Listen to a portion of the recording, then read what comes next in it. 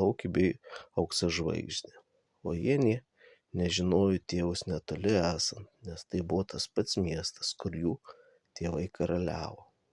Išgirdo ir senoji karaliaus motina garsą apie tuos kūdikius, o iš vardų suprato, kas pirmini jie būsią.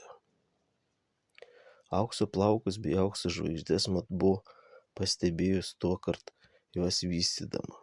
Galvojo šiaip ir taip, rasi galima juos kaip nors pražudyti. Persirengus nuėjo ta ragana į jų namus, vis saldžiai liežuvaudama, viską pagirdama. Ak, koks puikus jūsų namelis, o ir patys putyčiai, kokie jauni gražūs. Širdytį norėčiau matyti ir jūsų daržą, girdėjau labai puikus esąs. Į daržą nuėjęs vėl veidmainiavo. Ak, kokia čia grožybė, mano vaite, tu